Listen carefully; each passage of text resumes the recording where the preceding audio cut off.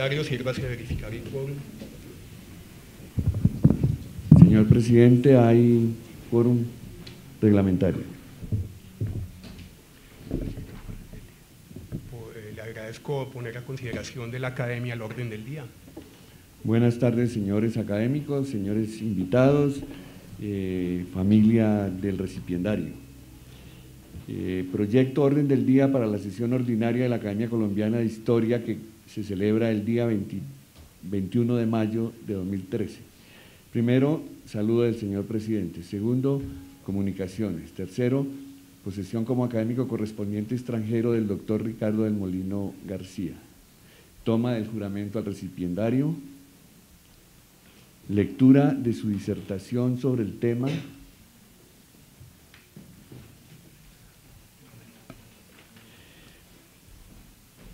Historia y memoria en la investigación, la docencia y la divulgación del pretérito. Entrega del diploma, imposición de la insignia de la Academia por doña Elisa García Romero. Leído el orden del día, señor presidente. En consideración el orden del día.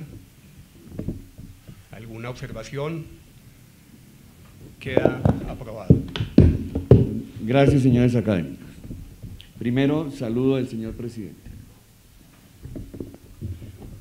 Bueno, como en todas las sesiones de posesión de la Academia Colombiana de Historia, se trata de una sesión muy especial, de un gran significado para la Academia, como es la de recibir un nuevo miembro, en este caso un miembro correspondiente para la Academia, luego del proceso de elección del profesor, del doctor Ricardo del Molino García.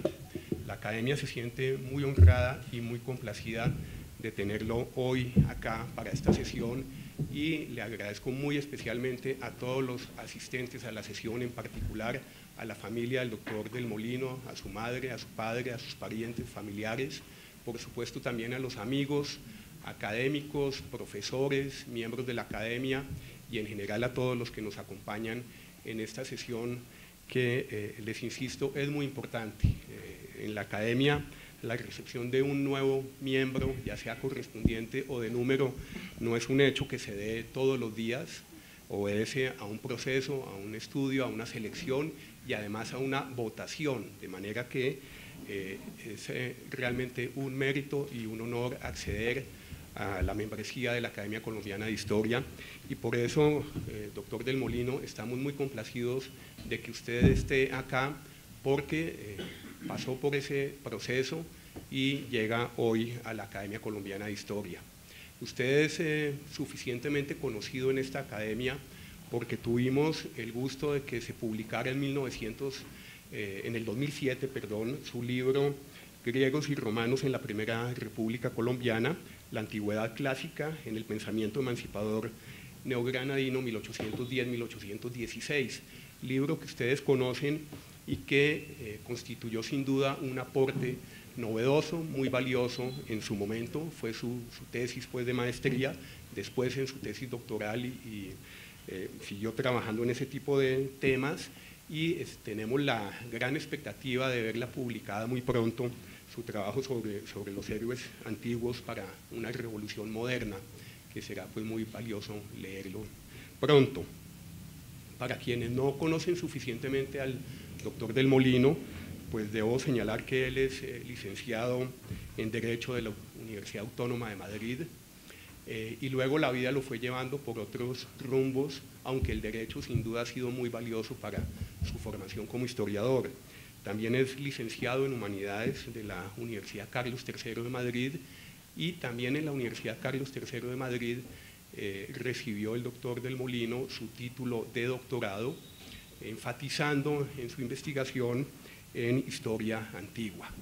Ha sido profesor en la Universidad Carlos III de Madrid y actualmente el doctor del Molino es profesor en la Universidad Externado de Colombia en el programa de historia de la universidad.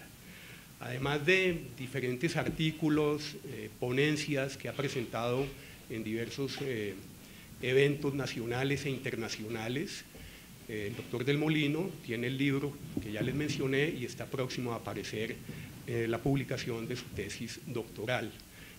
Ahora que escuchemos la lectura del doctor del Molino, vamos a ratificar lo que les he señalado desde un comienzo, es decir, todos los méritos que posee para entrar a esta Academia Colombiana de Historia. Así que, bienvenido, le agradecemos y escucharemos con atención e interés su lectura del día de hoy. Muy amable.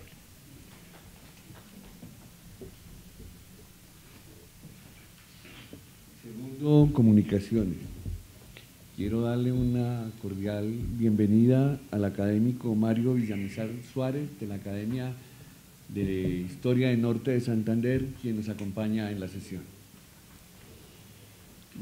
Comunicaciones, antes de dar lectura a la comunicación de la Alcaldía Mayor, quiero informarle a los señores académicos que el presidente de la Academia Colombiana de la Lengua y presidente del Colegio Máximo de las Academias y académico de número de esta corporación, el doctor Jaime Posada, invita al homenaje al señor académico también de número de esta academia, don Otto Morales Benítez, y en conmemoración del 142 aniversario de esta corporación, el próximo lunes 27 a partir de las 5 de la tarde.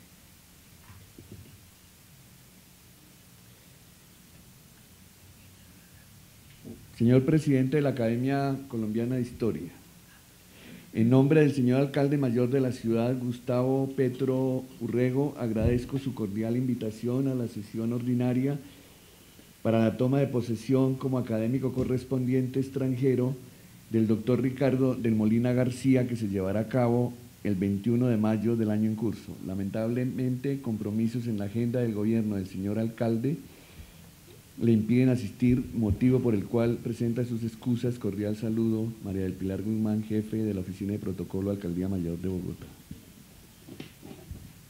Procedemos a dar posesión como académico correspondiente extranjero al doctor Ricardo del Molina García.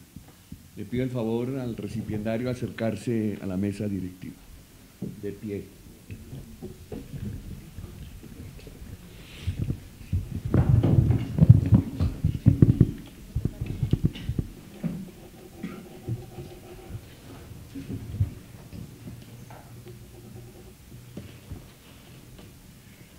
Doctor Ricardo del Molino García, jura por la Academia cumplir fielmente los deberes que le impone el cargo de miembro correspondiente para el cual ha sido elegido. Sí, juro por la Academia. Si así lo hiciera, la Academia se lo premiará y si no, se lo demandará.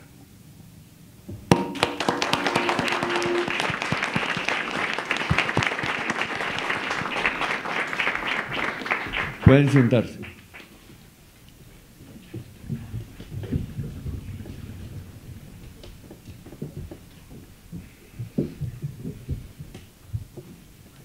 Lectura de la disertación por el recipiendario sobre el tema Historia y Memoria en la Investigación, la Docencia y la Divulgación del Pretérito.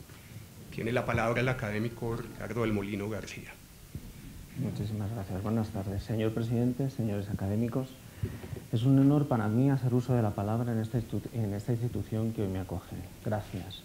A continuación, compartiré con ustedes algunas reflexiones generales en torno a los desafíos surgidos en la investigación, la docencia y la divulgación de la historia, en su calidad de disciplina académica, a partir del auge actual de la memoria.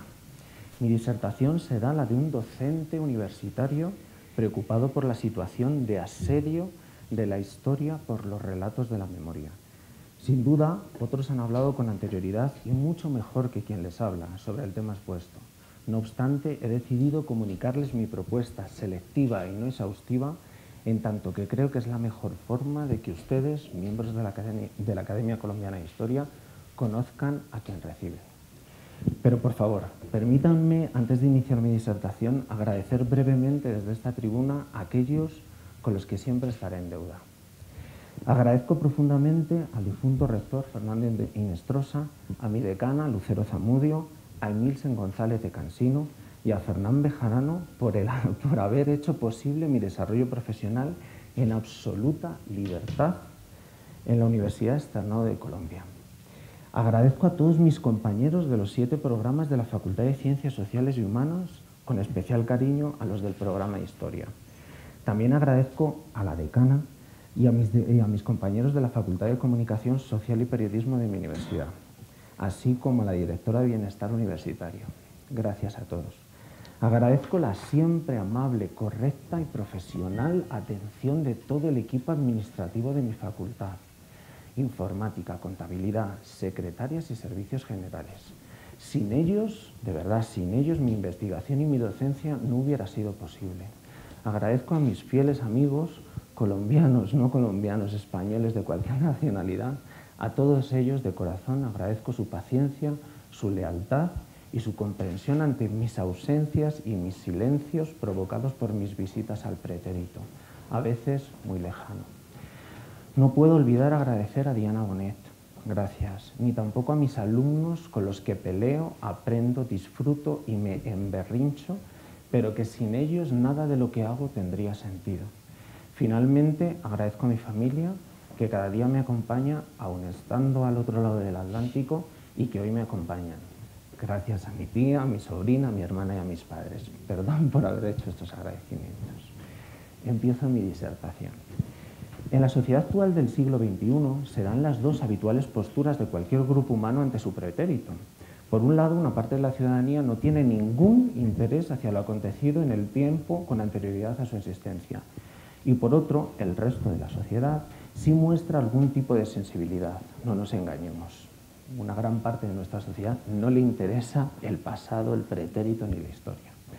La novedad es que en un tiempo privilegiado para el acceso al conocimiento histórico como el actual, aquellos que poseen alguna inquietud hacia el pasado, hacia el pretérito, prefieren aproximarse a lo acontecido por medios ajenos a la disciplina histórica. ¿Por qué se da esa situación? Por un lado, es una realidad que el sistema académico actual ha relegado a la historia a los márgenes de la formación del ciudadano.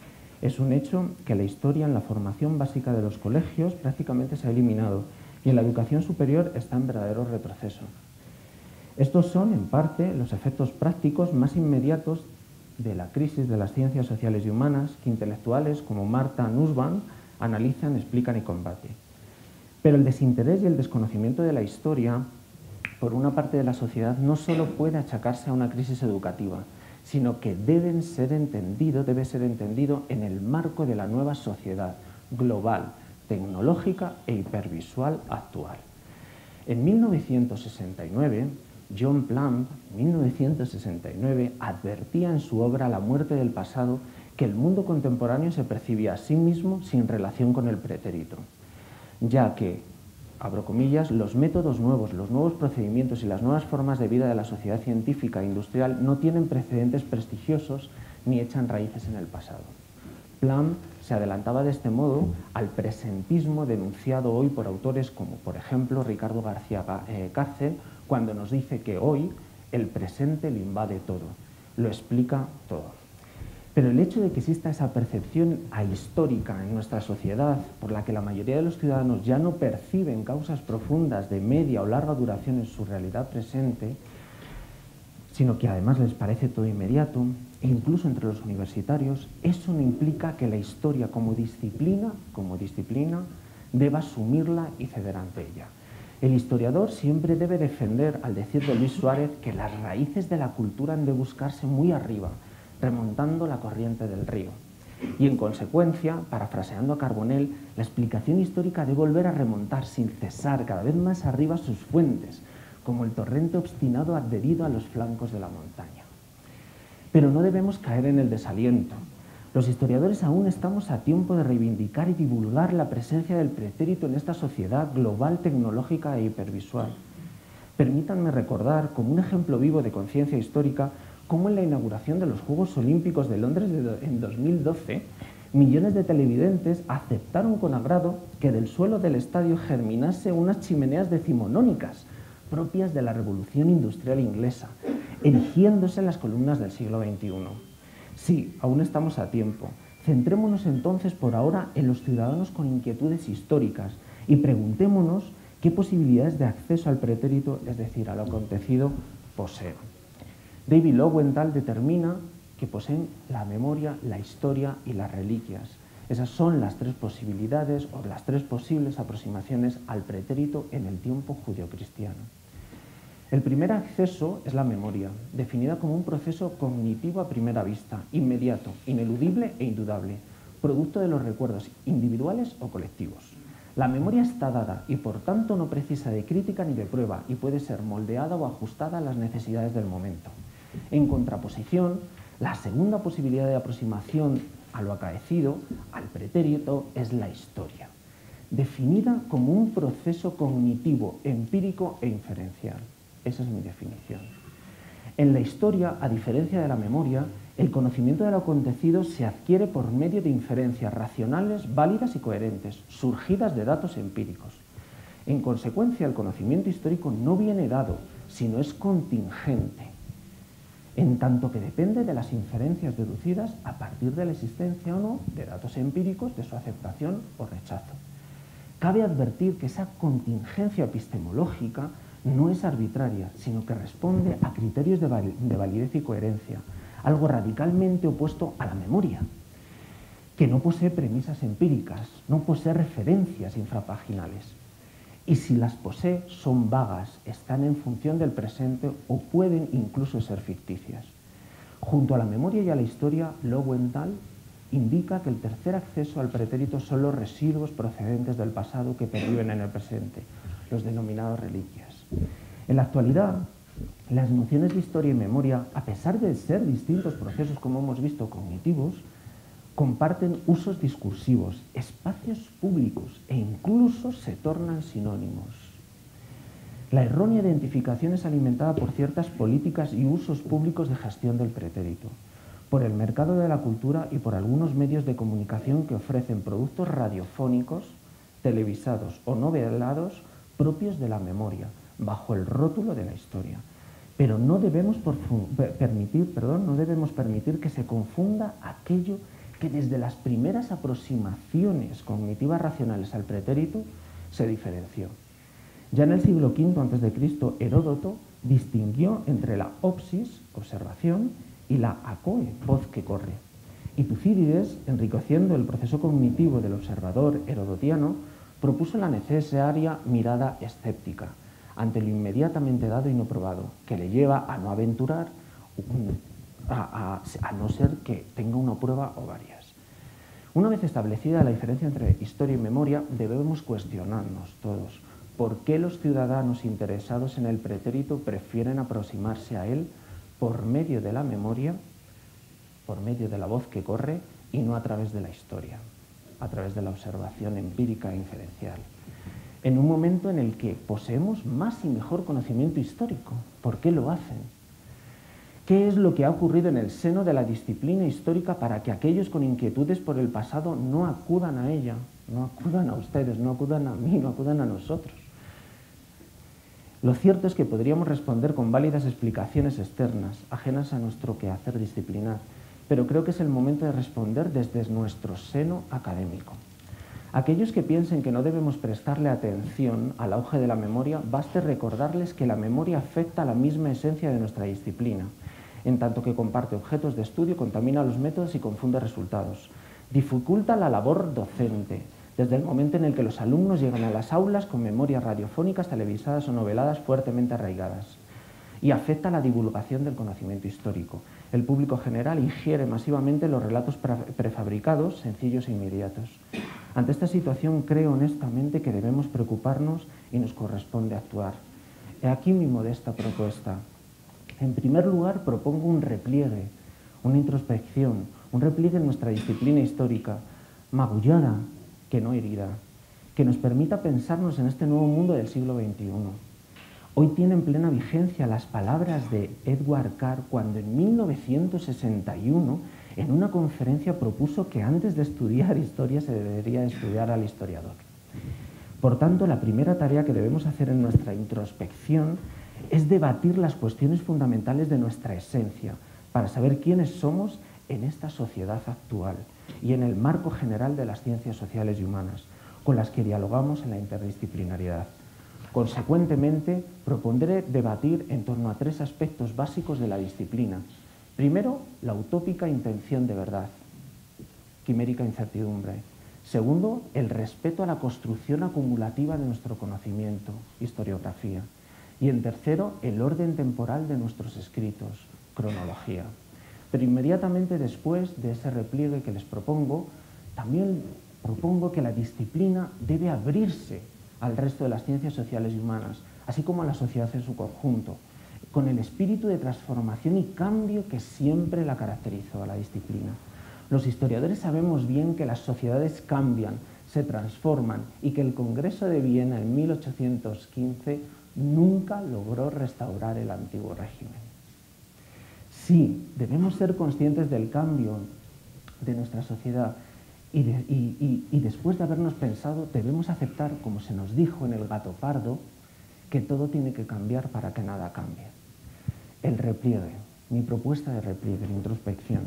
Como ya les he adelantado, ante el auge actual de la memoria, los historiadores debemos hacer un repliegue, una introspección que nos enfrente a la naturaleza misma de nuestra disciplina y a las condiciones de conocimiento generado por nuestro trabajo.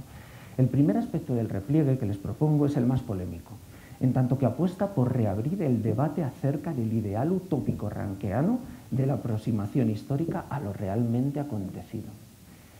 Reflexionemos por un momento. Podemos seguir, de verdad, podemos seguir construyendo un conocimiento desde la desilusión de saber que nuestro trabajo no posee intención de verdad. Aun sabiendo que la certidumbre en la historia es un imposible categórico, A pesar de ello, propongo el regreso a la senda utópica del conocimiento histórico, en tanto que, como Chartier nos recuerda, la intención de verdad es constitutiva del propio discurso histórico. En consecuencia, debemos reflexionar en torno a cómo podemos construir conocimiento histórico en esa senda de la intención de la verdad, característica que nos aleja radicalmente de la memoria.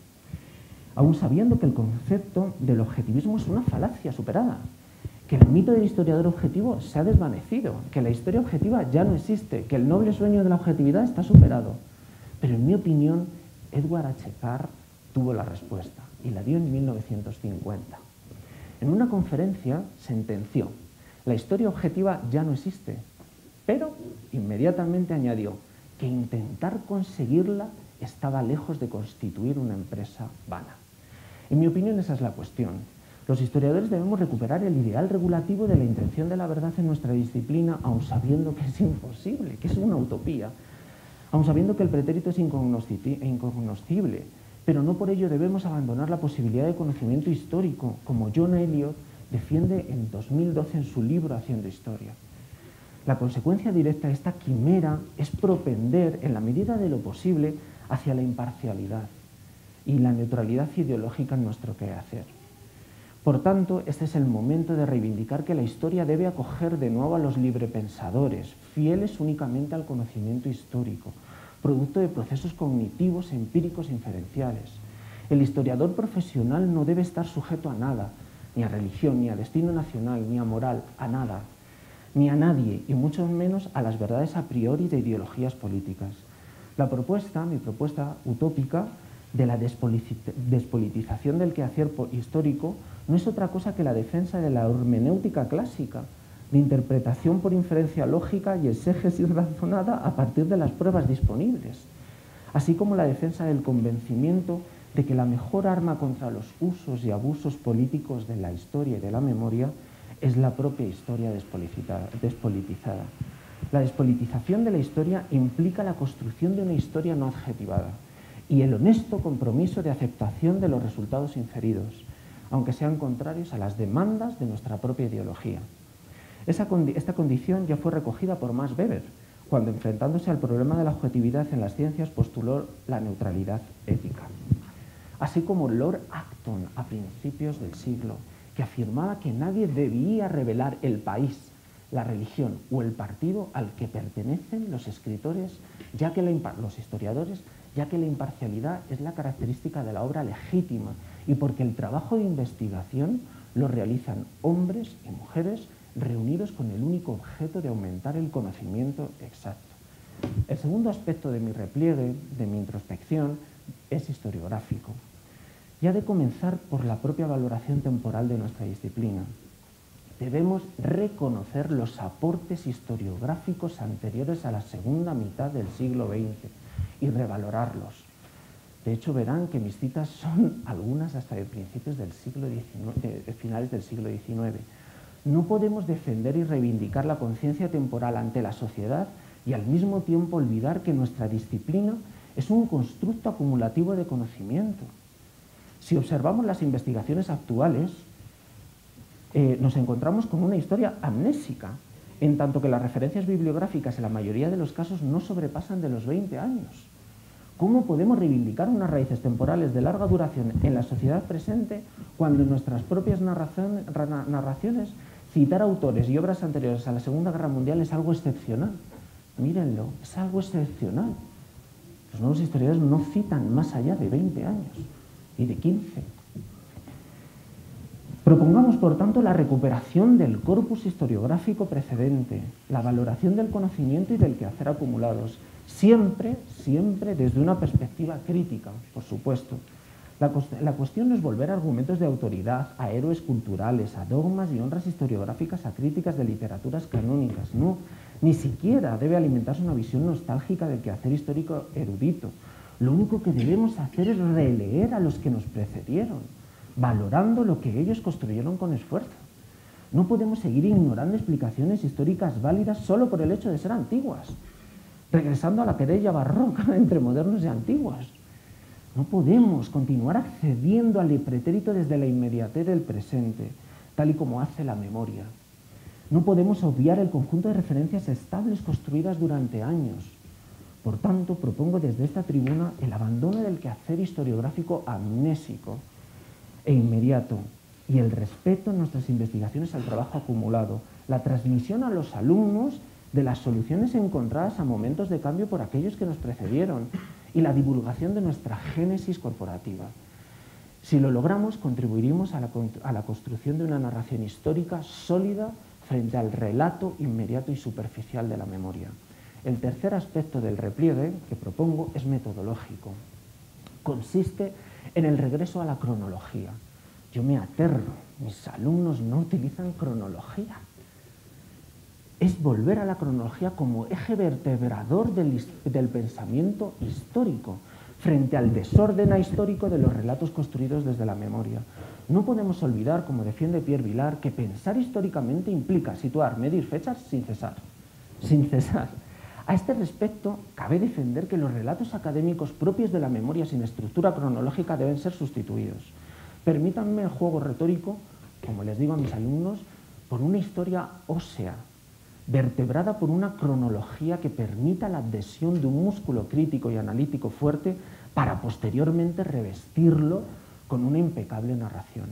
Defiendo, por tanto, el repliegue hacia una historia ósea, como permítanme de verdad la metáfora, que facilite el pensamiento histórico, que mejore y facilite el diálogo entre diacronías alternativas y que nos permita orientarnos en el tiempo, pudiendo imaginar el pretérito de un acontecimiento e inmediatamente recordar su futuro.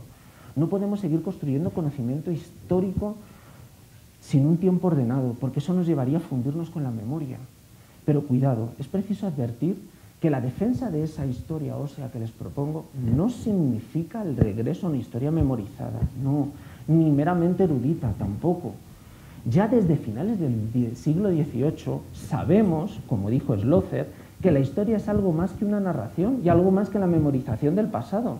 Es también filosofía, es pensar, es ser capaces de poner en relación las consecuencias con las causas. Por tanto, debe aclararse que si bien la erudición cronológica por sí misma es estéril, más aún en el mundo actual donde el acceso a la información es inmediato, el historiador, sin embargo, la debe conocer para poder ser crítico y para ser capaz de seleccionar jerárquicamente los acontecimientos solo con el fin de facilitar las inferencias de las investigaciones y el aprendizaje de los alumnos. Los tres repliegues anteriores, el ideal utópico de la intención de la verdad, la profundidad genealógica, la historiografía y el vigor temporal de la narración, la cronología, ahondarán en la diferenciación del conocimiento del pretérito a través de la historia frente a la memoria. Ahora bien, una vez replegados, hacia dónde debemos abrirnos, hacia dónde debe abrirse la historia del siglo XXI para poder competir con el auge del pensamiento no histórico, con la memoria. Propongo a debate las siguientes aperturas. Les he propuesto un repliegue, ahora les propongo la apertura. Les propongo a debate las siguientes aperturas en la investigación, aperturas en la docencia y aperturas en la divulgación de la historia. La apertura de la investigación histórica. En el año 2000, uno de los principales temas del 19º Congreso Internacional de Ciencias Históricas celebrado en Oslo proponía discutir el rechazo del marco del Estado-Nación en el quehacer histórico. Hoy, 13 años después, a pesar de que una parte de la sociedad global consume, luego reclama, contenidos que se escapan claramente a los límites del Estado-Nación, continuamos construyendo conocimiento histórico con intención de verdad o sin ella en este marco político nacional. Parece que nada ha cambiado. Los temas locales, nacionales o regionales siguen siendo los más numerosos en las revistas y monografías especializadas. E incluso en 1997, John Eliot, mi admirado John Eliot, uno de los grandes hispanistas británicos de nuestro tiempo, certificaba el final del hispanismo angloamericano y proponía su relevo a manos de los historiadores españoles. Él decía, le paso porque ahora son los que están mejor preparados y son los que tienen que hacer historia de España. No, puede hacer historia de España cualquiera, no tiene por qué decir ahora que están preparados son ellos los que mejor tienen que hacer historia de España. Cuánto lamento contradecir a John Eliot en dicha aseveración. No, el pretérito no tiene dueño y debe ser de todos.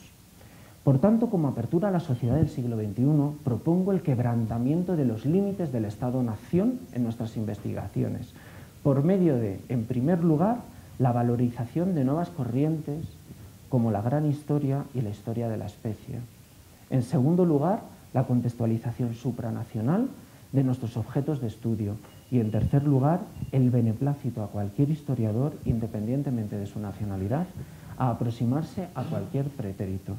Vayamos por orden. Si bien antes de iniciar las tres aperturas, permítanme recordar, les hago una breve, para ir adelantando, hago un breve recorrido en el siglo XX sobre los nuevos temas que prácticamente en cada década, desde la historia económica, la historia social, la historia del pensamiento, van incorporando a nuestro quehacer disciplinario como historiadores.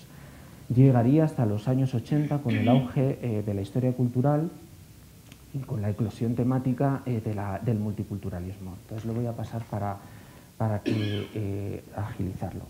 Todos los temas anexados en la investigación histórica durante el siglo XX respondían en alguna medida a las demandas de sectores determinados de la sociedad, por lo que cabe preguntarnos en este momento, ¿cuál será la contribución temática de la historiografía de principios del siglo XXI? ¿Qué vamos a hacer en los albores del siglo XXI cuando la sociedad nos está reclamando otra historia? En mi opinión, como ya adelanté, se requiere un renovado conocimiento histórico construido sin el constreñimiento de los límites del Estado-Nación. En tanto que una parte de la sociedad, nos guste o no nos guste, se reclama global. Es por ello que cabe reflexionar brevemente en torno a las actuales y muy exitosas propuestas de la gran historia y la historia de la especie. Creo que tenemos que empezar a reflexionar, con las que nuestra disciplina se ha abierto a una escala aún mucho mayor a la de la larga duración brodeliana. La gran historia, al decir de uno de sus autores, Fred Spier, es un enfoque, abro comillas, es un enfoque de la disciplina histórica en la que el pasado humano queda contextualizado en el marco de la historia cósmica, desde el comienzo del universo hasta la aparición de las formas de vida que actualmente conocemos en la Tierra. Ante estas palabras, cabe preguntarse si estamos preparados, los historiadores actuales, para incorporar en nuestras investigaciones este nuevo horizonte macrotemporal. Independientemente de la decisión que se tome, lo cierto es que, como el mismo Spier se encarga de recordarnos, el enfoque no es novedoso, en tanto que contamos con una tradición historiográfica importante de grandes síntesis históricas desde finales del siglo XVIII. El reto de esta apertura macrotemporal consistirá en cómo sintetizar históricamente tan vasto límite temporal, sin caer en la superficialidad de la memoria o en la historia generalista o simplificada. Veremos cuál será la respuesta de los historiadores. He de decir que hay ya un libro de un colombiano de la Universidad de Antioquia sobre esta gran historia. Véanse, de hecho, los exitosos libros como Redes Humanas, nos guste o no nos guste, o Los mapas del tiempo, nos guste o no nos guste. Esta apertura macrotemporal coexiste en la actualidad con el estudio del conjunto de la humanidad como especie. Aquí la gran historia, yo no sé si la puedo defender o no la puedo defender, sí me interesa porque es lo que está ahí. Lo que sí que defiendo, y lo digo, es la historia hacer historia de la humanidad como especie. Una apertura que tal vez ya reclamaba en 1969 John Plumb, cuando terminaba su libro La muerte del pasado, con el deseo de que la historia, abro comillas, contribuya a devolvernos nuestra verdadera identidad, no de americanos, ni de rusos, ni de chinos, ni de ingleses, ni de blancos ni de negros, ni de ricos ni de pobres, sino de hombres.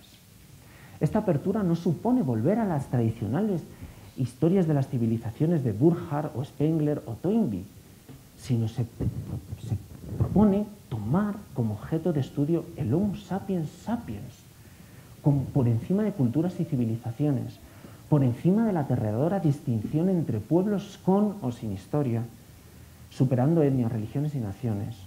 Edgar Morin, en su libro que lleva, creo, 200.000, el sociólogo, define este nuevo objeto de estudio en su libro La Vía como la comunidad de destino de la especie humana.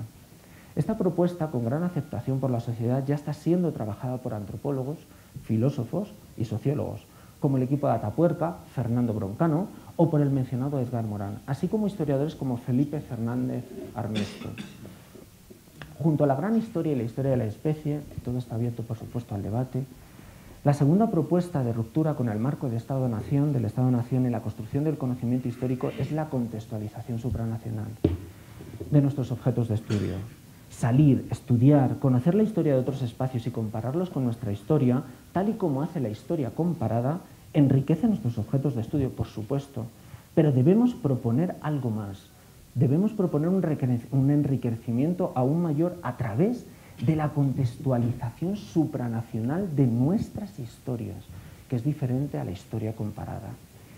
Valga citar, para el caso hispano, la propuesta de John Eliot en sus libros España en Europa o Imperios del Mundo Atlántico, cuando él abre la historia de los territorios de la corona española a Europa, a el Atlántico, y nos explica en el Atlántico, nos guste, no nos compara con Inglaterra, nos explica junto con Reino Unido en el Atlántico. En contra de lo que pudiera parecer, esa apertura a una historia contextualizada supranacional no nos aleja de la historia nacional, sino simplemente la complejiza. En este orden de ideas cabe preguntarse a modo de ejemplo, ¿deberíamos entender la dinámica de conquista del Imperio Azteca diseñada por Hernán Cortés, autónoma a la corona española, como ustedes conocen, como una consecuencia de la política europea de Carlos I, provocada por las expansiones luterana y la turca? O incluso podemos invertir la pregunta y formularla en los siguientes términos. ¿No deberíamos explicar la política europea de Carlos I contra los protestantes y los turcos como una consecuencia de una retaguardia americana en manos de gente como Hernán Cortés? Sea como sea, y lo que les sorprende a mis alumnos que tengo aquí, es que Lutero y la conquista de México pueden explicarse juntos. A pesar de sus posibles beneficios holísticos, la apertura del conocimiento histórico a lo supranacional mantiene sus opositores. Por un lado, la tradicional historiografía nacionalista, que se opone a deslocalizar sus explicaciones patrias, y por otro lado, las miradas occidentalocentristas, eurocéntricas y poscoloniales, que se resisten a abandonar su enunciación regional. Desde el respeto absoluto a todas las corrientes, permítanme decir que no puedo resistir la tentación de identificarlas como los nuevos prusianos decimonónicos historicistas. Recordemos que la escuela historicista germana se oponía al positivismo en tanto que se negaba a aceptar la existencia de leyes históricas generales por encima de las realidades nacionales. Hoy, algunos historiadores, tanto eurocentristas como poscoloniales, como entonces los historicistas, reemplazan las explicaciones históricas supranacionales, como hacían los historicistas con el positivismo, por una visión en la que cada región es considerada como una totalidad orgánica con sus propias leyes de evolución. Ni siquiera Ranke, de verdad, ni siquiera Ranke, padre del historicismo, se sintió tan constreñido en unos límites nacionales o regionales, y prueba de ello es su obra sobre la historia de España titulada La monarquía española del siglo XVI y XVII. La ruptura del marco del Estado-Nación en el quehacer histórico no solo se consigue transgrediendo los límites políticos nacionales, o a partir de la gran historia y la historia de la especie, o la contextualización supranacional de los objetos de estudio, sino también simplemente podemos quebrar ese constreñimiento del Estado-Nación en nuestras investigaciones a través de un quebrantamiento de los límites de la corrección política impuesta por el propio Estado-Nación, formalizada habitualmente en forma de memoria colectiva, políticamente correcta. Roger Chartier, en su libro La historia o la lectura del tiempo, enuncia que el lugar social donde los historiadores ejercen su actividad tiene efectos en la práctica. Dicha afirmación explica toda la producción historiográfica desde Heródoto y Tucídides y tiene plena vigencia en los momentos actuales, donde lo políticamente correcto es condición obligada de nuestros discursos. Mis alumnos, cuando inicio mis clases, ellos siempre saben que no les dejo que me graben, no dejo nada, porque se abre un espacio de lo políticamente incorrecto. Lo políticamente correcto nos está asfixiando. Es condición, por lo tanto, obligada de cualquier discurso en el espacio público lo políticamente correcto del Estado-Nación. En los albores del siglo XXI, la opinión pública, las políticas de gestión de la memoria y el medio académico han impuesto consciente o inconscientemente, legítima o ilegítimamente, la tiranía, y lo digo, la tiranía de lo políticamente correcto sobre el historiador. No podemos plegarnos a dicha restricción y en el caso específico de las universidades debemos debatir las palabras enunciadas por John Ellis, el más incorrecto de los políticamente incorrectos, cuando afirmó en 1997 que las universidades no pueden servir a dos señores, el conocimiento y las causas políticas y sociales. Estoy abierto, por supuesto, al debate. Gracias a la Universidad Externado, a mí me permiten ser políticamente incorrecto, absolutamente. No saben lo agradecido que estoy a la universidad con esa máxima de la libertad y de la libertad de cátedra. Ya defendí que el historiador debe aproximarse utópicamente al pretérito de una manera despolitizada, ajena a los designios valorativos del presente, en tanto que su principal interés debe ser esclarecer. Importante, debemos esclarecer que no justificar, debemos comprender que no significa disculpar. En consecuencia, el historiador debe romper con las restricciones incorporadas colectivamente y siempre ocultadas en el discurso histórico, la mayoría de ellas relacionadas con el consenso social y con la memoria colectiva nacionalista. Hoy, el historiador debe convertirse en un forastero del consenso social, del relato nacionalista y de la memoria colectiva, en tanto que, como ya defendieron Robinson y Baer en 1907, la historia no debe quedar subordinada de forma coherente a las necesidades del presente. La historia no puede ser servicial, no puede institucionalizarse, ni siquiera ante la moralidad dominante o la memoria colectiva. De haber sido así, ¿qué hubiera pasado si Gibbon o el barón de Montesquieu no hubieran criticado el despotismo ilustrado porque hubieran considerado políticamente incorrecto hacerlo? O más lejos en el tiempo, ¿qué hubiera pasado si Lorenzo Valla no hubiera desafiado en 1440 el pensamiento políticamente correcto, cristiano, y no hubiera analizado filológicamente la Donati Costantini? A todo lo que llevamos expuesto, hagámosle una puntualización. La apertura de la investigación histórica a lo políticamente incorrecto puede ser un rico horizonte de apertura para el historiador, pero con un límite: el negacionismo y el revisionismo de hechos históricamente probados. Por último, respecto a la apertura y al quebrantamiento del Estado-Nación, por último, respecto a la ruptura del marco del Estado-Nación en la investigación histórica, cabe destacar un tercer aspecto relativo a la defensa de la no necesaria vinculación nacional entre el historiador y su objeto de estudio. Explicaré esta idea con una anécdota personal. Durante uno de mis años de investigación doctoral en Colombia, un departamento de historia de una universidad me invitó a socializar mis avances. Todo marchó correctamente hasta que tras concluir la exposición, donde defendí ilusionadamente mis hipótesis en torno a la recepción y apropiación del legado clásico en la Primera República Colombiana, se abrió el turno de preguntas. En ese momento, uno de los asistentes levantó la mano y observó públicamente lo que para él consideraba mi imposibilidad de elaborar conocimiento histórico de Colombia debido a mi condición de descendiente de los enemigos de la patria colombiana. Levantó la mano, incluso aplaudieron.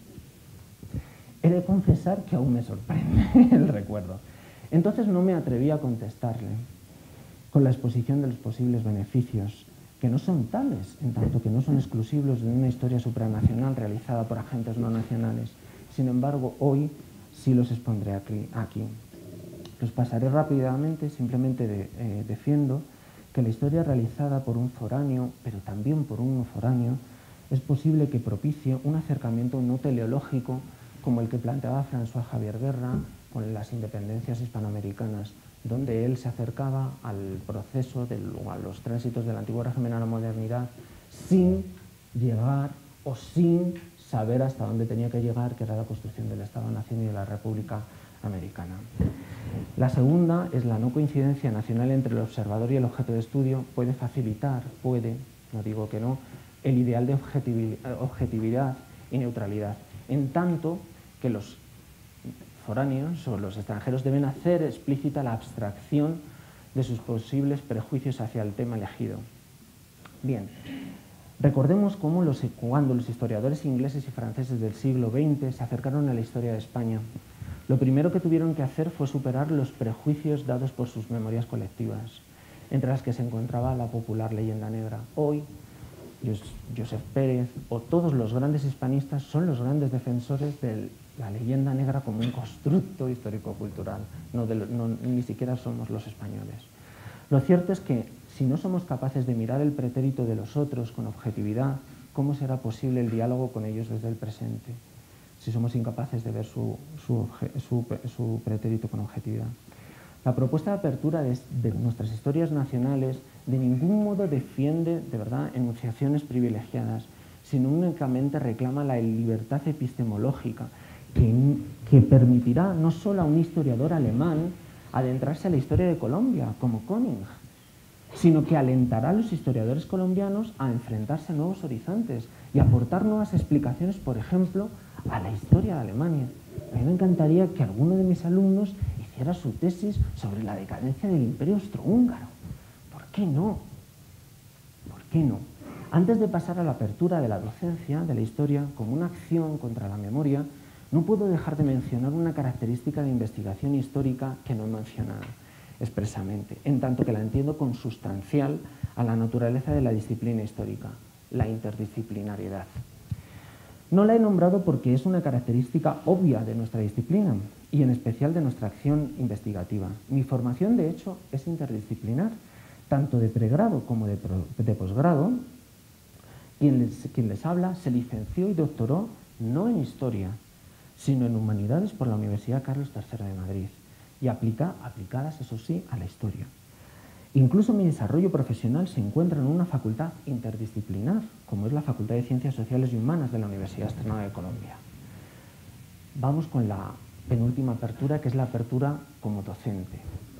Todos aquellos que cada día se enfrentan con los alumnos universitarios de pregrado saben cuán difícil es llegar a ellos, en buena parte por la memoria colectiva que han adquirido. No voy a tratar aquí los nuevos métodos didácticos, tecnológicos y visuales necesarios para empatar con la juventud global, tecnológica e hipervisual, ya ampliamente aceptados por todos nosotros, por la mayoría de los profesores de historia, últimos pertenecientes a las últimas generaciones verbales, y nos hemos tenido que adaptar a una nueva era gráfica. Lo que me interesa en esta disertación es plantearles lo que les confieso un desafío personal, la posibilidad, y ahí sí que creo que no es utópica, de hacer pensar históricamente a los alumnos de una forma activa y profunda frente a la propuesta ahistórica, pasiva e inmediata que les ofrece la memoria. ¿Cómo conseguirlo? En mi experiencia personal, tal fin puede conseguirse a través de la recuperación en clase, en el aula, de la imaginación histórica y de la historia no pragmática. Vayamos por partes. Cuando hablo de la imaginación histórica no me refiero de ningún modo a ucronías, a historia contrafactual y mucho menos a memoria. ¿Qué debemos entender por imaginación histórica en la docencia? A este respecto, permítanme mostrar mi adhesión pública tanto a algunos postulados neoidealistas de Ricker como Collingwood. Ricker, en 1924, recupero 1924, desde el neocantismo, ya defendió que ante la múltiple realidad empírica la historia es una construcción mental. Y en 1946, mi también admirado Collingwood defendió la imaginación histórica como un acto de pensamiento por el que el historiador ha de revivir el pasado en su propia mente. Collingwood llegó incluso a una oposición radical de que solo puede haber conocimiento histórico de lo que puede ser revivido en la mente del historiador y consecuentemente no puede haber historia de cualquier otra cosa que no sea pensamiento. Esto es demasiado radical. Pero en coherencia con mi disertación, cuando en el repliegue les hablé de posibilitar la recuperación de la historiografía no inmediata, desde aquí propongo llevar a Collingwood, actualizarlo a nuestras aulas, compatibilizándolo con la historia como proceso cognitivo empírico junto con los nuevos métodos didácticos. Les cuento. A partir de la propuesta de Collingwood, los historiadores podemos abrirnos a la posibilidad de la imaginación histórica en nuestra labor docente, e intentar conseguir que los alumnos lleven a cabo en sus cabezas una reactualización hermenéutica, siempre a partir de los datos empíricos, siempre que han estudiado previamente. Personalmente creo que la primera competencia que deben adquirir los alumnos de historia es la imaginación del pretérito, para más tarde escribirla, sabiendo que lo imaginado no puede ser atrapado por lo escrito, pero que sin ello no se puede escribir. Estoy seguro de que habrá métodos más eficaces. Sin embargo, les comunicaré que personalmente he comprobado que a través del texto fílmico, a través del cine, se pueden alcanzar buenos resultados para fomentar la imaginación histórica. Eso sí, haciendo que el alumno receptor esté activo históricamente por medio de la aplicación del enigma de Lewis-Namier.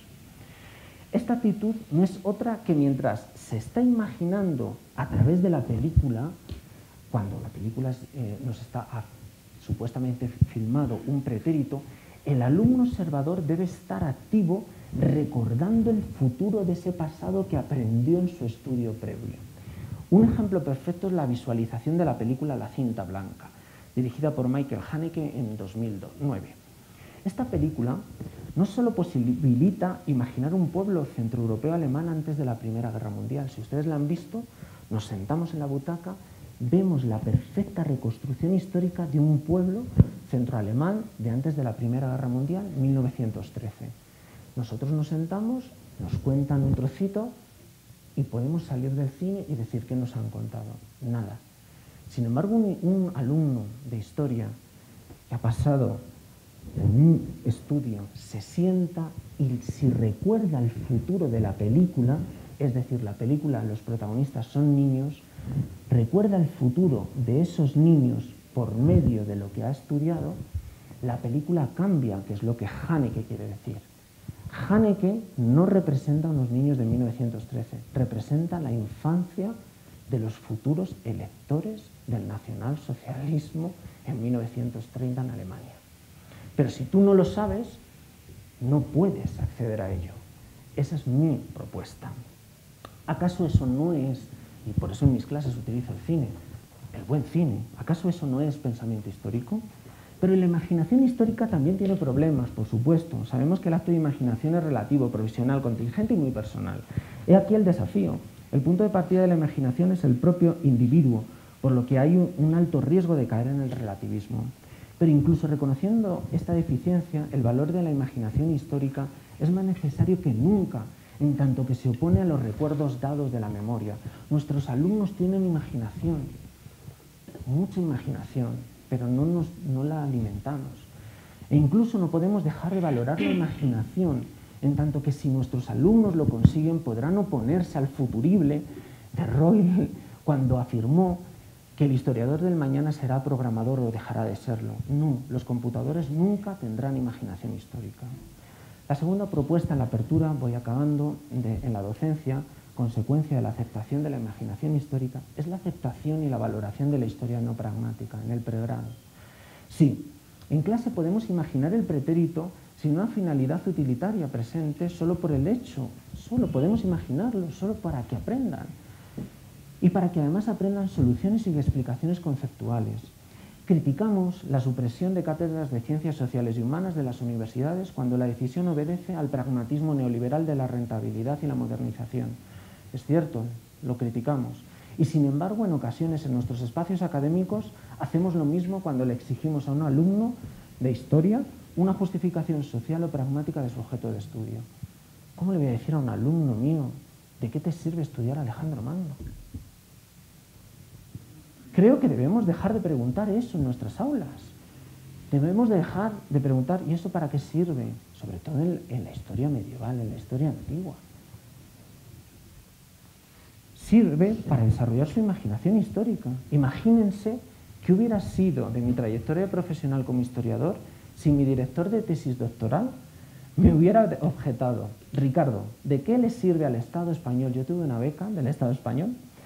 Ricardo, ¿de qué le sirve al Estado español que te pague una beca para estudiar la tradición clásica en Colombia en su primera república? ¿Qué hubiera pasado? ¿Qué le hubiera servido al Estado español que me hubiera estado pagando 4 años para estudiar griegos y romanos en la primera república colombiana en 1810-1815? No me lo hubieran dado, ni hubiera servido. Historia no pragmática. Siempre agradeceré a mi maestro, Jaime Álvarez Querra, que no enunciara tal cuestión. Rememoremos que la historia tiene valor por sí misma y no en función de otra cosa. Recordemos cuando en el libro séptimo de la República de Platón se defiende que el saber ha de ser buscado en vista no solo al bien, sino también a la belleza. Mi experiencia me dice que los alumnos más sagaces son los menos pragmáticos. Eso es lo que me dice mi experiencia. Los más sagaces son los menos pragmáticos, porque el presente nacional y políticamente correcto les ahoga, les coarta. Aquellos que aman la historia se sumergen en el pretérito, en las raíces del pretérito, incluso en las raíces del pretérito, y remontan la corriente del río hasta llegar a contracorriente, a los torrentes de la historia, adheridos a los flancos de la montaña. Acabo con la apertura divulgativa. No podemos afirmar con Lukács que el conjunto de la sociedad tiene hambre de historia.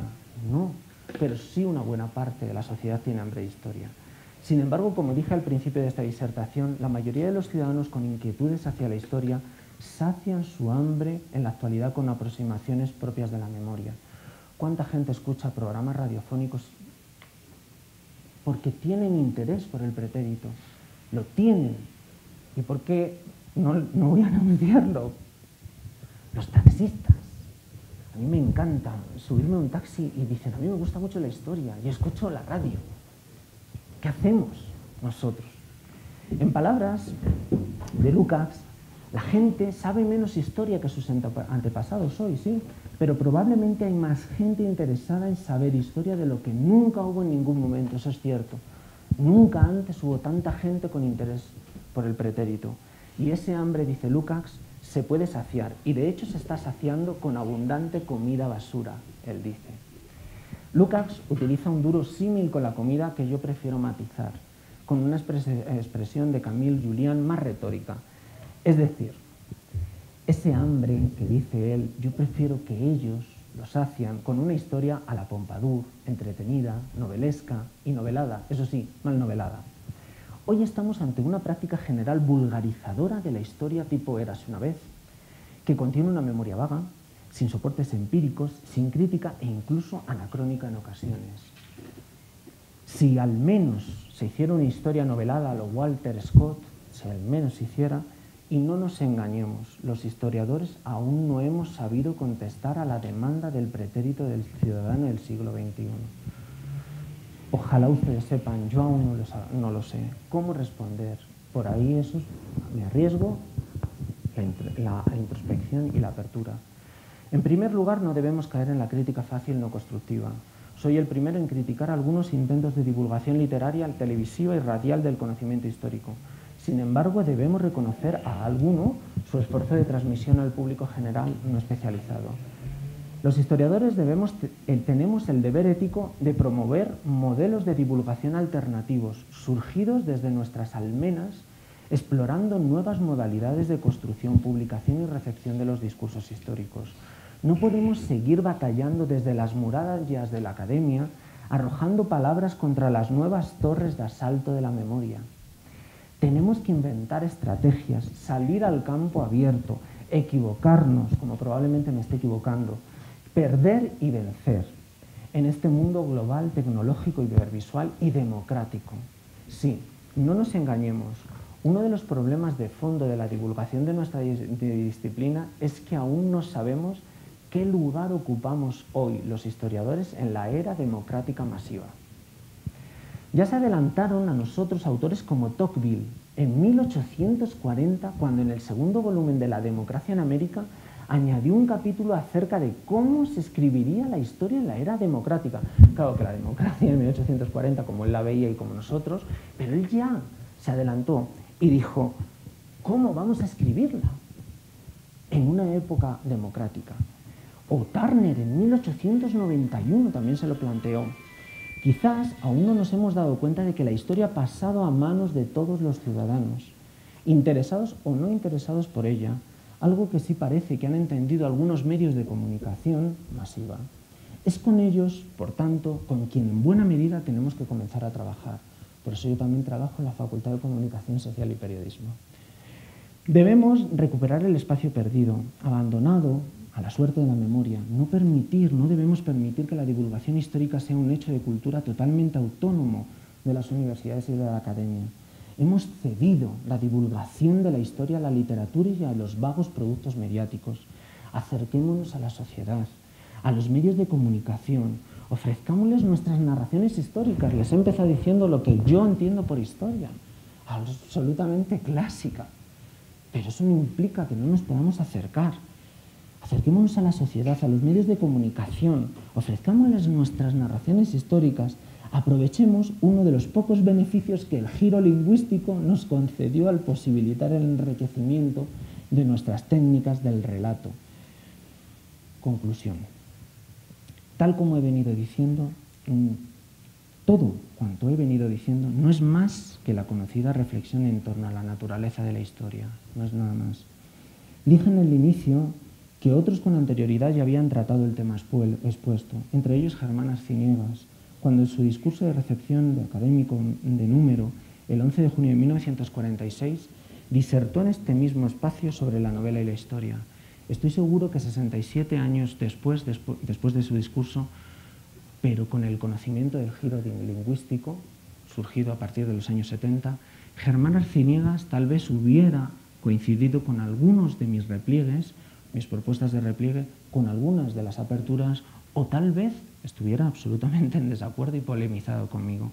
Pero fuese como fuese, su opción, creo que hubiera tomado una posición ante la memoria. He citado, vamos a seguir, es simplemente un ataque al giro lingüístico, digo ataque, es al giro lingüístico, para ya pasar a mis palabras finales.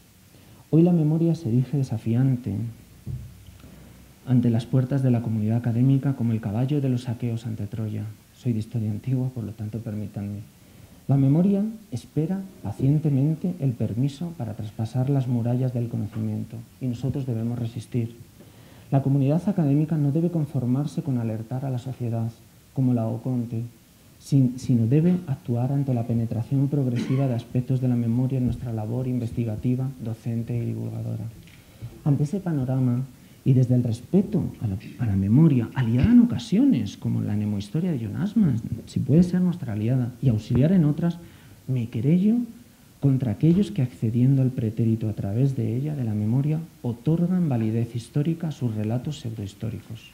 Sí, memoria e historia son narraciones que nos aproximan al pretérito, pero cada una está construida a partir de procesos cognitivos radicalmente diferentes, como vimos al inicio de esta disertación. Por tanto, no solo me uno a la Oconte y denuncio el engaño de la memoria, sino que adengo a la Troya académica para que mantenga cerradas sus puertas por un instante para que nos repleguemos nos aislemos, se aísle por un momento, se repliegue en sí misma para inmediatamente abrir sus puertas y verse cara a cara con el caballo de la memoria y convertirse contra todo pronóstico en un Héctor victorioso. Como expuse al inicio de la disertación, decidí dirigirme a ustedes desde mi quehacer profesional como investigador y docente universitario. Ante todo, soy universitario de la historia, inquietado por el asedio de la memoria. Sí, conscientemente hablo de profesión y de hecho reclamo la reprofesionalización de la historia, no gremial, eso sí, no gremial, entendida como la consecuencia irremediable de una vocación absoluta. Reclamo la vocación, como la de un médico, con la diferencia de que en el caso de la historia la profesionalidad no la concede un título universitario, sino un quehacer cognitivo empírico e inferencial. A este respecto, cabe enunciar que respeto profundamente a los especialistas en historia no profesionales, pero también quiero que vuelva a valorarse la vocación y la profesionalidad. De hecho, hoy en día la historia, asediada por la memoria, tiene pocos historiadores profesionales que la defiendan, mientras que sí muchos burócratas, que al decir de Lukács, cuyo deseo de conseguir una posición social a partir de su condición de historiador supera con mucho su interés por la historia. Nos encontramos, por tanto, con una tropa mal entrenada, ya que una de las consecuencias de esta creciente burocratización de la profesión es la recompensa de la mediocridad. En consecuencia, reclamo la valoración no solo de la investigación universitaria, sino de la noble tarea de la docencia y la divulgación. Ha sido precisamente desde estos tres lugares, investigación, docencia y divulgación, a partir de los cuales he disertado ante ustedes, defendiendo el valor y la especificidad de la historia frente a la memoria, en nuestro marco de interdisciplinariedad. No he defendido más paradigma ni más postura metodológica que la del quehacer histórico como un proceso cognitivo, empírico, inferencial, con intención de verdad que acontece gracias a nuestra imaginación. Nada más. Los debates en torno a paradigmas y metodologías se lo dejo a las grandes discusiones académicas. Yo simplemente he explicitado y socializado mi sencillo quehacer en la Universidad Externado de Colombia, opuesto al crecimiento y solidificación de constructos pseudohistóricos construidos en y desde la memoria. Acabo el último párrafo. Todo lo dicho hasta el momento no es nada nuevo. Nada nuevo. El repliegue que he defendido no es más que la revalorización de la historia como ciencia, palabra que no he pronunciado hasta el momento. Y las aperturas que les he comentado no son más que la reivindicación de la historia como arte, palabra que tampoco he pronunciado hasta este instante. Replieguémonos, por lo tanto, como científicos y mostrémonos, abrámonos como artistas para combatir el auge de la memoria, que es el refugio del conocimiento epidérmico, amnésico, vago, confuso y tierra fértil para la manipulación. Cerrémonos y abrámonos para poder pronunciar con la mirada puesta en el futuro las palabras de Verónica Wedgwood cuando afirmaba que la historia es un arte como las demás ciencias. Muchísimas gracias.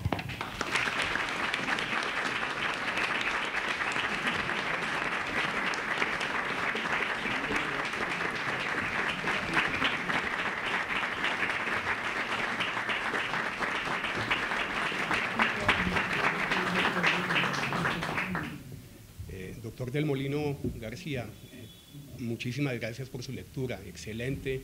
Debo decirle que la necesitábamos, nos hace falta en la Academia Colombiana de Historia ese tipo de trabajo, de sólido contenido teórico que nos lleve precisamente a reflexionar sobre nuestro quehacer como historiadores.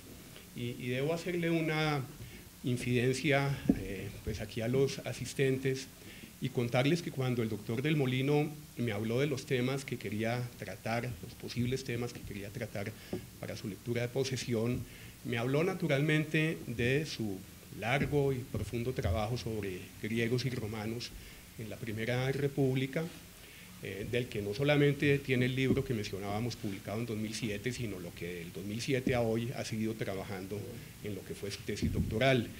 Y le dije, dejemos ese tema para más adelante, para una sesión posterior de la academia, y más bien enriquezcanos con una lectura de tipo teórico sobre lo que él también ha venido reflexionando, las relaciones entre historia y memoria, que, insisto, nos enriquece muchísimo, la valoramos profundamente. Además, considero que usted ha hecho una lectura audaz, valiente, sugestiva, sugerente, polémica sin duda. Ojalá más adelante en sesiones posteriores de la academia podamos entrar a polemizar sobre algunos de los planteamientos hechos por usted, alrededor de los cuales sin duda es muy importante, y enfatizo eso, lo que usted señala sobre la inmediatez del presente, cómo el presente y cómo se deriva de ahí la persistencia de la memoria y el olvido de la historia en esta sociedad que usted bien denomina global, tecnológica e hipervisual. Además, su trabajo leído hoy no es solamente crítico, sino propositivo.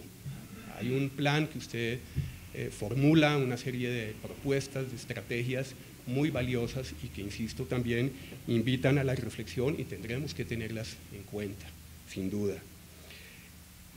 No nos queda la menor duda de que la historia y la memoria no son sinónimos, por supuesto. Y valoro varios aspectos sobre que quisiera señalar de su lectura, entre muchos, para no extenderme demasiado.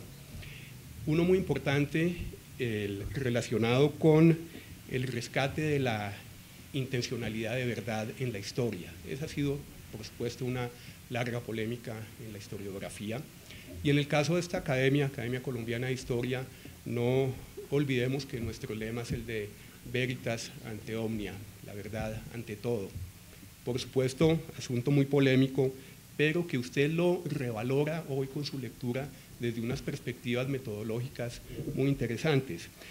Usted, por ejemplo, hacía, y eso lo agradezco desde la presidencia de la Academia Colombiana de Historia, un llamado a reconsiderar, retomar, volver a leer a nuestros historiadores del pasado, por ejemplo.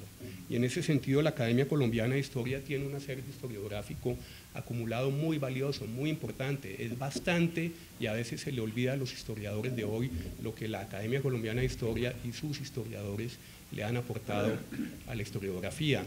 Y tenemos que volver a ellos. Hay fuentes muy valiosas por retomar. También, por ejemplo, en lo metodológico, me hacía usted recordar a Georges Simian cuando en 1900 hizo la crítica que fue la antesala de lo que luego sería, pues, de alguna manera la Escuela de los Anales, la Nueva Historia, etcétera. Pero de manera muy temprana, en 1900, Simian criticó lo que él llamaba la tribu, los ídolos de la tribu de los historiadores, el ídolo político, el ídolo cronológico y el ídolo narrativo. Y curiosamente usted hoy retoma esos ídolos, pero los valoriza y los ubica en un escenario completamente diferente, nuevo, moderno, y contrariando lo que en 1900 Simian precisamente criticaba y abrió las puertas a la nueva historia en su momento. Usted hoy critica lo que decía Simian en esa época, por ejemplo, las referencias que usted hacía a lo políticamente correcto, incorrecto, en fin, ese tipo de perspectiva en la historia. En el aspecto cronológico, muy importante también el tipo de referencia que usted hacía a la necesidad de la perspectiva temporal de la historia, pero más allá de la erudición inútil o vacía o de la historia puramente memorística. Y en el aspecto narrativo, y al hablar usted del giro lingüístico, por ejemplo, me hacía acordar también de el famoso artículo de 1979 de Lawrence Stone sobre el renacer de la narrativa y reflexiones sobre una nueva vieja historia y su invitación a volver a escribir y a narrar bien la historia. De manera que habrían pues muchísimos aspectos que destacar de su lectura y muchísimos también alrededor de los cuales polemizar, y seguramente lo haremos más adelante en otras sesiones de la academia. Pero en lo inmediato, y ya la programaremos oportunamente, sería muy valioso que en la academia escucháramos su trabajo sobre los griegos y romanos de la Primera República. Por lo pronto debo decirle que acojo su propuesta de de una historia ósea, vertebrada, sólida, siguiendo el ejemplo de la imaginación histórica a lo Collingwood, pero también voy a asumir también la invitación suya de retomar la corriente aguas arriba del río, bien lejos, hasta los antiguos, sus queridos antiguos, nuestros queridos antiguos. Bienvenido a la Academia, doctor Molino. Muchísimas gracias.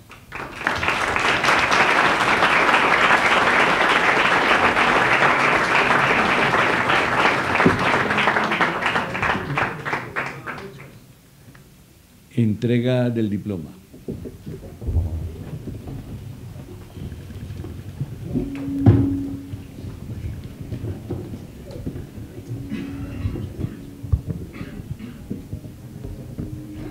República de Colombia, Academia Colombiana de Historia. Ricardo del Molino García ha sido elegido miembro correspondiente de esta corporación en atención a sus merecimientos. Bogotá, 21 de mayo de 2013. Juan Camilo Rodríguez Gómez, presidente.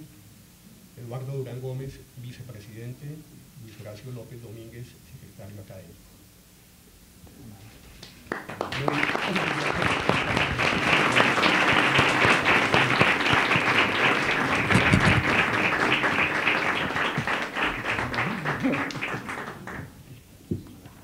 Invito a doña Elisa García Romero, madre del recipiendario, a imponer la insignia de la academia.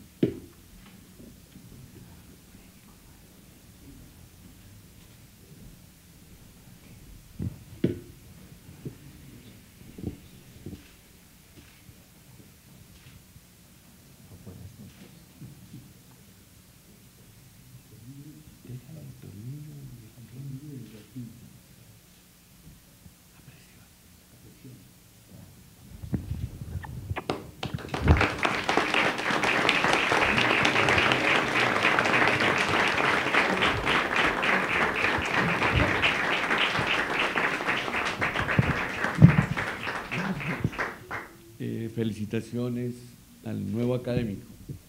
Un llamado a los señores académicos. Tendremos sesión el 4 de junio, sesión ordinaria con presentación de libros y de proposiciones, y la lectura del académico de número Roger Pita sobre el tema la función política de las celebraciones públicas durante la independencia de Colombia, en la búsqueda de la legitimidad y la lealtad. Terminado el orden del día, señor presidente. Se levanta la sesión. El recipiendario invita a una recepción en el Salón Alberto Lleras. Buenas noches y gracias por su presencia.